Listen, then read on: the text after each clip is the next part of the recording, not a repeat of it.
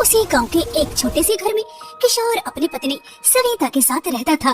किशोर के पास बस एक छोटा सा खेत था जिसमें वो आलू की खेती करता था और उन्हें बेचकर जो पैसे मिलते थे उसी से उसके घर का खर्च चलता था। सुनो भाग्यवान, मैं खेत पर जा रहा हूँ और खेत से आलू लेकर मैं मंडी में बेचकर आऊंगा।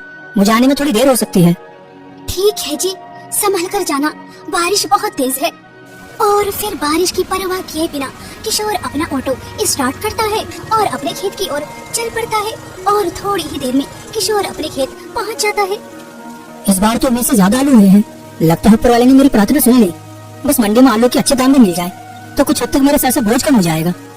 किशोर अपनी आलू की खेती देखकर बहुत खुश होता है क्योंकि उसके खेत में आलू उसकी उम्मीद से ज्यादा हुए थे। वो उन्हें बोरी में भरकर अपने ऑटो में रखता है और शहर की मंडी जाने के लिए निकल जाता है। कुछ समय बाद किशोर शहर की मंडी पहुंच गया। मंडी में चारों तरफ किसानों की भीड़ लगी हुई थी। किशोर ने भी अपने ऑटो से आलूओं की बोरियां उतारी और एक तरफ रख दी। उसके चेहरे पर अभी भी उम्मीद थी कि आज उसकी सारी फसल बिक जाएगी। वो एक व्यापारी के पास गया। भाई साहब, मेरे आलू देख लीजिए, अभी खेत से निकाल कर लाया हूँ। अरे नहीं नहीं भाई, मंडी में पहले से ही बहुत आलू आ चुके हैं, अभी मुझे और आलू नहीं खरीदने। किशोर दूसरे व्यापारी के पास जाता है। एक बार मेरे आलू देख तो लीजिए, बहुत अच्छी फसल हुई है। माफ करना भाई, नहीं खरीद पाएंगे, देख नहीं रहे पूरी मंडी आलू से भरी पड़ी है। इसके बाद किशोर एक एक करके कई व्यापारियों के पास गया, लेकिन सभी ने किशोर के आलू खरीदने से साफ मना कर दिया। सुबह तक किशोर की आंखों में जो चमक थी अब वो कहीं बुझ चुकी थी। वो बहुत उम्मीद और विश्वास के साथ मंडी आया था, लेकिन आलू न बिकने की वजह से उसके चेहरे पर उदासी छा जाती है। चल किशोर, अब यहाँ खड़ा होने से कुछ नहीं होगा। सोचा था कि मंडी में मेरे आलू के अच्छे दाम मिलेंगे, लेकिन अच्छे दाम तो दूर के बाद मेरा तो एक भी आलू नहीं बिका। सविता को क्या जवाब दूंगा। किशोर उदास मन से अपना ऑटो लेकर गांव की ओर चल पड़ा। हल्की हल्की बारिश अभी भी हो रही थी। कुछ समय बाद किशोर का ऑटो गांव के चौपाल पर रुकता है। अरे किशोर, आज मंडी से जल्दी वापस आ गए। लगता है आज मंडी से अच्छी बिक्री हो गई है। कैसी बिक्री भैया, पूरी मंडी आलू से भरी पड़ी थी, किसी व्यापारी ने भी एक बोरी तक नहीं खरीदी, सब वापस लेकर जा रहा हूँ। तो किशोर, अब तुम इतने सारे आलूओं का क्या करोगे। पता नहीं भैया, अब मैं इतने सारे आलूओं का क्या करूँगा। इतना कहकर किशोर कुछ देर बाद अपने घर पहुंचा। ऑटो की आवाज सुनकर सविता जल्दी से बाहर आई। उसने देखा कि ऑटो में आलूओं की सारी बोरियां अभी भी रखी थी। यह देखकर उसके चेहरे की मुस्कान पल भर में गायब हो गई। अरे ये क्या, सारे आलू वापस ले आए, एक भी बोरी नहीं बिकी। किशोर ने भारी मन से कहा। एक भी नहीं, सुबह से शाम तक पूरे बाजार में घूमता रहा। हर व्यापारी ने यही कहा कि मंडी में पहले से बहुत आलू पड़े हैं, अच्छे दाम तो छोड़ो, किसी ने खरीदने तक से मना कर दिया। मैंने सोचा था कि इस बार अच्छी कमाई हो जाएगी, लेकिन लगता है किस्मत को कुछ और ही मंजूर है। किशोर की बातें सुनकर सविता का मन भी उदास हो जाता है और वो किशोर को दिलासा देते हुए कहती है, निराश मत होइए किशोर जी, हर परेशानी अपने साथ कोई ना कोई रास्ता भी लेकर आती है। समझ नहीं आ रहा अब क्या करूं। अगर ये आलू ऐसा ही पड़े रहे तो कुछ दिनों में ही खराब हो जाएंगे। सारी मेहनत और उम्मीद जैसे एक ही दिन में टूट गई। सविता एक नजर आलू पर डालती है और आलूओं को देखकर उसके दिमाग में एक उपाय आता है और वो किशोर से कहती है, मुझे समझ आ चुका है कि इन आलूओं को खराब होने से कैसे बचाया जाए। इन आलूओं का समाधान है मेरे पास।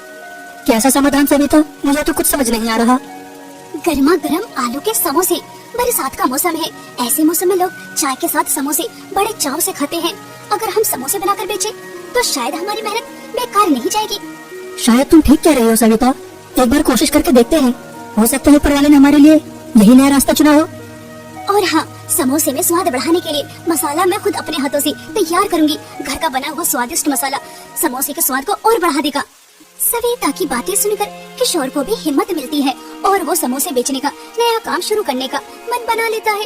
अगले दिन सुबह सवेरे किशोर समोसे बेचने के लिए रेहड़ी खरीदने जाता है और वो एक पुरानी रेहड़ी खरीद कर ले आता है। वहीं दूसरी तरफ सविता आलू मिलाने के लिए मसाला अपने हाथ से तैयार करती है और जब सारी तैयारियां हो जाती हैं, सारे समोसों को बड़े प्यार से एक छोटी सी रेहड़ी पर रखता है और उन्हें बेचने के लिए घर से निकलता है। तभी सविता कहती है, अजय सुनिए तो, आपने चटनी तो रखी ही नहीं, यह लीजिए पुदीने की हरी चटनी और इमली की खट्टी मीठी चटनी जो समोसों की जान होती है। जिस उम्मीद और विश्वास के साथ समोसे बेचने जा रहा हूँ, बस ऊपर वाला इसमें मेरा साथ दे। किशोर जी, ईमानदार और मेहनत करने वालों की हार नहीं होती, बस हिम्मत रखिए। किशोर ने मुस्कुराकर सिर हिलाया और रेहड़ी धकेलते हुए गांव के चौराहे की ओर चल पड़ा। चौराहे पर अच्छी खासी चहल पहल थी। किशोर ने चौराहे के एक खाली कोने में अपनी रेहड़ी खड़ी की। वो हिम्मत जुटाकर आवाज लगाने लगा, गर्मा गर्म स्वादिष्ट समोसे ले लो, गर्मा गर्म स्वादिष्ट समोसे ले लो। तभी सामने से एक आदमी तेज कदमों से उसकी ओर आया। वो कमलेश था। पूरे गांव में वो एक ही समोसे वाला था। पिछले कई वर्षों से वो उसी चौराहे पर समोसे बेच रहा था। कमलेश ने रेहड़ी पर नजर डाली और गंभीर आवाज में कहा, किशोर, ये सब क्या है भाई? भैया, मंडी में मेरे आलू नहीं बिके, घर चलाना मुश्किल हो गया है, इसीलिए सोचा कि उन्हें आलू से समोसे बनाकर बेचूं, शायद इसी से घर का खर्च निकल जाए। मजबूरी का मतलब ये तो नहीं कि जहाँ किसी का काम चलता हो वहीं आकर रेड़े लगा दो। बड़ी मुश्किल से मैंने इस गांव में अपनी पहचान बनाई है। अब कोई भी आए और मेरे सामने समोसे बेचने लगे, यह मैं कैसे होने दूं? भैया, मेरा इरादा आपका नुकसान करने का नहीं है। इरादा चाहे जो भी हो, नुकसान तो मेरा ही होगा। गांव के लोग अगर तुम्हारे समोसे खाने लगे तो मेरा काम कैसे चलेगा? नहीं किशोर, इस गांव में समोसे बेचने की कोशिश मत करो, कहीं और जाकर अपनी किस्मत आजमाओ। इस गांव में तो एक ही समोसे वाला होगा और वह कमलेश समोसे वाला। अरे भैया, मुझे समोसे बेचने दीजिए ना, बहुत उम्मीद और विश्वास के साथ आया हूँ। अरे ऐसे कैसे मैं तुम्हें यहाँ समोसे बेचने दूं? अगर इस तरह मैं तुम्हें समोसे बेचने दूंगा तो हर दूसरा इंसान यहाँ समोसे की रेहड़ी लगाने लगेगा। नहीं नहीं, यहाँ तो सिर्फ एक ही समोसे वाला होगा। इसलिए मैं कहता हूँ मेरी बात आसान शब्दों में समझ जाओ, वरना मुझे दूसरे शब्दों में समझाना आता है। कमलेश उससे ऊंची आवाज में बात करने लगता है। बेचारा किशोर, वो एक सीधा साधा इंसान था। वो किसी से झगड़ा नहीं करना चाहता था और लड़ाई झगड़े में अपने नए काम की नींव नहीं रखना चाहता था। इसलिए वो बहुत ही प्यार से कमलेश से कहता है, ठीक है भैया, मैं झगड़ा नहीं करना चाहता। ऊपर वाले ने चाहा तो मेरे लिए भी कोई और रास्ता जरूर निकालेगा। इतना कहकर किशोर चुपचाप अपनी रेहड़ी लेकर वहाँ से चल पड़ा। चौराहे पर खड़े कई लोग यही सब देख रहे थे।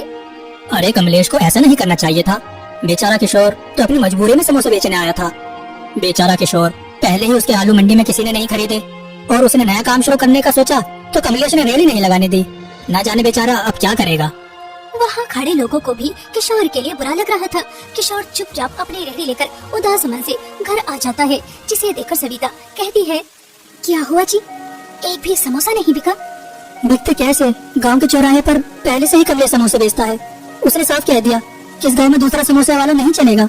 मैं झगड़ा करना नहीं चाहता था, इसलिए वापस आ गया।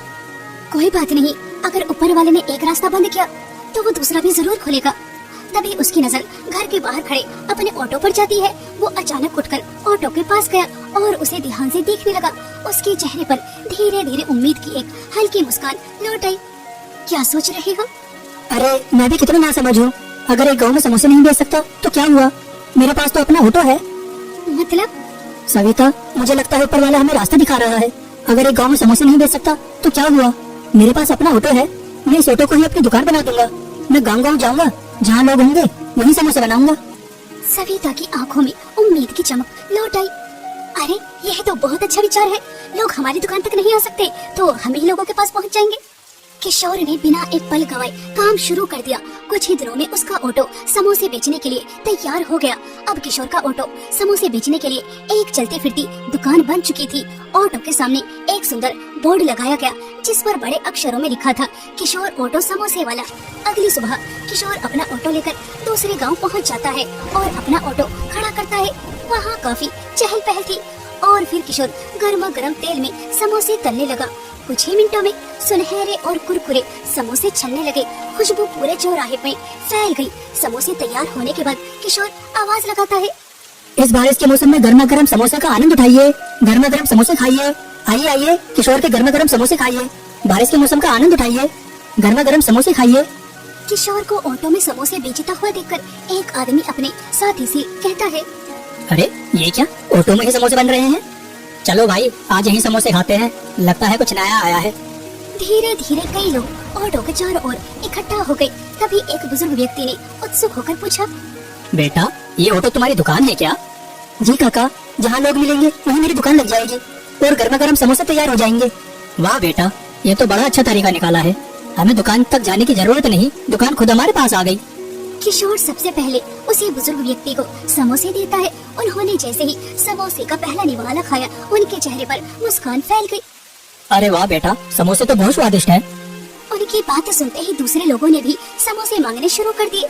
कुछ ही मिनटों में ऑटो के सामने ग्राहकों की लाइन लग गई। किशोर लगातार समोसे तल रहा था। कई दिनों बाद किशोर के चेहरे पर सच्ची खुशी दिखाई दे रही थी। शाम को किशोर आज की कमाई लेकर घर जाता है और खुश होकर सविता से कहता है, सविता, लोगों को समोसे पसंद आ रहे हैं और वह तुम्हारे हाथ की हरी चटनी भी। देखो, आज सारे समोसे बिक चुके हैं। यह तो बस शुरुआत है, देखना ऊपर वाला तुम्हें बहुत तरक्की देगा। बस ऐसे ही मेहनत और ईमानदारी से काम करते रहना। सविता के चेहरे पर भी बहुत समय बाद मुस्कान आई थी, क्योंकि उन्हें नए काम में सफलता मिल रही थी। ऐसे ही दिन बीत रहे थे। किशोर का ऑटो समोसे वाला पूरे इलाके में मशहूर होने लगा। लोग आपस में कहते, अरे जल्दी चलो, किशोर ऑटो समोसे वाला आया है, देर हो गई तो फिर समोसे खत्म हो जाएंगे। इसी तरह किशोर के समोसे सभी को पसंद आ रहे थे। बरसात का मौसम था, हल्की हल्की बारिश में गर्मा गर्म समोसे लोगों को अपने पास खींच रहे थे, जिससे किशोर की आमदनी बढ़ रही थी। एक दिन की बात है, किशोर अपने ऑटो में समोसे बेच रहा था कि तभी उसके पास किशोर के गांव के मुखिया सूरदास आते हैं। अरे मुखिया जी, आइए आइए। अरे किशोर, तुम यहाँ पड़ोसी गाँव में समोसे क्यों बेच रहे हो? क्या अपने गाँव में कोई काम नहीं बचा था जो तुम यहाँ समोसे बेच रहे हो? और तुम्हारी लोकप्रियता देखते हुए तो ऐसा लगता है कि तुम्हारे समोसे बहुत स्वादिष्ट हैं। जी मुखिया जी, लोगों को मेरे समोसे पसंद आते हैं। आपके लिए भी एक प्लेट लगा कर देता हूँ, खाइए और फिर बताइए। किशोर झटपट तेल में गर्मा गर्म समोसे तलता है और चटपटे समोसे प्लेट में हरी और लाल चटनी के साथ बड़े प्यार से उन्हें देता है। मुखिया जी जैसे ही समोसे का एक निवाला खाते हैं तो वो किशोर से कहते हैं, किशोर, लोग तुम्हारे समोसे के दीवाने भला क्यों ना हो? इतने ज्यादा स्वादिष्ट, मजा ही आ गया। इतना अच्छा स्वाद तुम अपने गांव के लोगों को क्यों नहीं दे रहे? मुखिया जी, मैं शुरुआत तो अपने गांव से ही करना चाहता था, लेकिन कमलेश समोसे वाले ने ऐसा करने नहीं दिया और मैं लड़ाई झगड़ों से दूर रहता हूँ, इसलिए चुपचाप अपना ऑटो को ही अपने समोसे की दुकान बनाकर अपना नया रास्ता ढूंढ लिया। अरे कमलेश चाहता ही नहीं कोई दूसरा अच्छा समोसे वाला उसके बराबर में आकर खड़ा हो जाए। तुम्हारे जैसे समोसे का स्वाद उसके समोसों में कहाँ? किशोर, गाँव में सभी का अधिकार है, तुम गाँव में समोसे बेच सकते हो, तुमसे तुम्हारा अधिकार कोई नहीं छीन सकता। अरे नहीं नहीं मुखिया जी, मैं ऐसा नहीं चाहता कि मेरी वजह से किसी के दिल को चोट पहुँचे। मैं यहाँ खुश हूँ, मेरा काम अच्छा चल रहा है। ठीक है किशोर, जैसे तुम्हारी मर्जी, लेकिन हफ्ते में एक दिन अपने समोसों की दुकान अपने गांव में भी जरूर लगाना, आखिर गांव के लोगों को भी पता चले कि वह किस स्वाद से दूर है। ठीक है मुखिया जी, हफ्ते में एक दिन अपने गांव में भी अपने ऑटो की समोसों की दुकान लगाया करूँगा। मुखिया जी की बात मानकर अब किशोर हर रविवार अपने गांव के चौपाल पर ऑटो वाली समोसों की दुकान लगाने लगा था। बाकी दिनों में वो अपने ऑटो से आसपास के गांव में जाकर समोसे बेचता। कुछ ही दिनों में पूरे इलाके में एक ही नाम गूंजने लगा, किशोर समोसे वाला। उधर कमलेश अपनी रेहड़ी पर बैठा ये सब देख रहा था। उसकी रेहड़ी पर एक भी ग्राहक नहीं था। यह देखकर उसका चेहरा गुस्से से लाल हो गया। इस किशोर को मेरी बात समझ नहीं आ रही, लगता है मुखिया के पास जाना ही होगा। अगर ऐसे ही गांव के लोग इसके समोसे पसंद करते रहे तो एक दिन मेरी दुकान तो बंद ही हो जाएगी। कमलेश तुरंत मुखिया जी के पास जाता है और वहाँ जाकर मुखिया जी से कहता है, मुखिया जी, किशोर को मैं समझा चुका हूँ, लेकिन उसे मेरी बात समझ नहीं आ रही। अब आप ही उसे बताइए कि मैं यहाँ इस गांव में सालों से समोसे बेच रहा हूँ, वहाँ सिर्फ मैं ही समोसे बेच सकता हूँ, किशोर नहीं। मेरे साथ चलिए और किशोर को अभी वहाँ से हटाइए, मेरा धंधा कम हो रहा है। मुखिया जी ध्यान से कमलेश की बातें सुनते रहे और कुछ देर बाद मुखिया जी अपनी चुप्पी तोड़ते हुए कमलेश से कहते हैं, कमलेश, यह बात अपने मन से निकाल दो कि चौपाल पर सिर्फ तुम्हारा अधिकार है।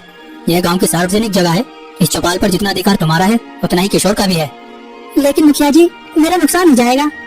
नुकसान या फायदा ग्राहक तय करते हैं। अगर लोग किशोर के समोसे पसंद कर रहे हैं तो इसका मतलब तुम्हें अपने काम और बेहतर करना चाहिए, न कि दूसरों को रोकना चाहिए। मुखिया जी की बातें सुनकर कमलेश के पास कोई जवाब नहीं बचा। वो चुपचाप वहाँ से लौट आया। ऐसे ही समय बीत रहा था। एक दिन की बात है, रविवार का दिन था। हल्की हल्की बारिश हो रही थी। किशोर के ऑटो के पास ग्राहकों की लाइन लगी हुई थी। तभी एक ग्राहक किशोर से कहता है, किशोर भाई, तुम अपने गाँव में समोसे की दुकान क्यों नहीं खोल लेते? वहाँ पर मेज कुर्सी लगाना ताकि सभी ग्राहक बारिश का आनंद लेते हुए तुम्हारे स्वादिष्ट समोसे खाएं। चौपाल के सामने जो खाली दुकान पड़ी है वह खरीद लो। अब तो तुम्हारी आमदनी अच्छी हो रही है, तुम खरीद सकते हो। ग्राहकों की बातें सुनकर किशोर मुस्कुराते हुए कहता है, आपने मेरे मुंह की बात छीन ली। जल्दी इस गांव में मेरी एक समोसे की दुकान खुलने वाली है। अब तुम्हें एक एक हफ्ते के लिए इंतजार करने की जरूरत नहीं। किशोर की ये बात सुनकर सभी ग्राहक बहुत खुश होते हैं और फिर किशोर सभी ग्राहकों को बड़े प्यार से अपने स्वादिष्ट गर्मा गर्म समोसे देता है। वहीं दूसरी तरफ अब कमलेश के ग्राहक ना के बराबर हो चुके थे। कोई भी उससे समोसे खरीदने नहीं चाहता था। अगर किसी को समोसे खाना होता तो वो किशोर का इंतजार करते थे, जिस वजह से कमलेश का काम पूरी तरह से चौपट हो चुका था। किसी को मेरे यहाँ के समोसे खाने ही नहीं। पूरा दिन यहाँ बैठा ग्राहकों का इंतजार करता रहता हूँ, लेकिन गाँव के लोगों को देखो, पूरे हफ्ते का इंतजार करने लगे हैं, लेकिन मेरे यहाँ के समोसे नहीं खाएंगे। अब तक मेरा न जाने कितना नुकसान हो गया है। धीरे धीरे कमलेश को नुकसान हो रहा था। समय के साथ साथ किशोर के ऑटो वाले समोसों की लोकप्रियता दिन पर दिन बढ़ती गई। कुछ ही महीनों में उसने अच्छी बचत कर ली। गाँव वालों की सलाह मानकर किशोर ने चौपाल के सामने एक समोसों की दुकान खोली। दुकान खोलने वाले दिन पूरे गाँव में खुशी का माहौल था। इसे कहते हैं सच्ची मेहनत और लगन। किशोर ने न सिर्फ अपने आलू खराब होने से बचाए, बल्कि उन्हें आलू से एक नया काम भी शुरू किया, जिसका परिणाम आप सभी देख रहे हो। इसलिए ईमानदारी और मेहनत से किया हुआ काम कभी व्यर्थ नहीं जाता। एक दिन उसमें सफलता जरूर मिलती है। मुखिया जी की यह बात सुनकर गांव के सभी लोग खुश होते हैं। आज किशोर सभी को मुफ्त में समोसे देता है। कुछ देर बाद किशोर की दुकान पर कमलेश भी आता है। उसका चेहरा मुरझाया हुआ था और आंखों में शर्मिंदगी थी। किशोर तुरंत कमलेश के पास जाता है और मुस्कुराकर कहता है, आइए भैया बैठिए। किशोर भाई, मैंने तुम्हारे साथ बहुत गलत किया था। जब तुम मजबूरी में समोसे बेचने आए थे तब मैंने तुम्हें गाँव में खड़े तक नहीं होने दिया। आज समझ आया कि मेहनत करने वालों का रास्ता कोई नहीं रोक सकता। अगर हो सके तो मुझे माफ कर दो। भैया, पुरानी बातें भूल जाइए, इंसान से गलती हो जाती है। कमलेश ने उदास होकर कहा, अब मेरा काम बिल्कुल नहीं चल रहा। समझ नहीं आ रहा कि घर कैसे चलाऊं। किशोर कुछ पल सोचकर कहता है, भैया, अगर आपको मंजूर हो तो मेरी दुकान पर मेरे साथ काम कीजिए। दुकान बड़ी हो गई है और अकेले सब संभालना मुश्किल होता है। अगर आप चाहें तो मेरी दुकान पर काम कर सकते हैं। मेरे बुरा करने के बाद भी तुम मुझे काम दोगे? भैया, बुराई का जवाब बुराई से नहीं भलाई से देना चाहिए।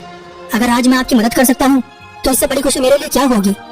कमलेश की आंखों से आंसू निकल पड़े। उसने किशोर को गले लगा लिया। उस दिन के बाद दोनों मिलकर दुकान चलाने लगे। किशोर के समोसों की दुकान आसपास के गांव में भी बहुत ही ज्यादा चर्चित थी, इसलिए आसपास के गांव के लोग भी उसकी दुकान में स्वादिष्ट समोसे खाने आते।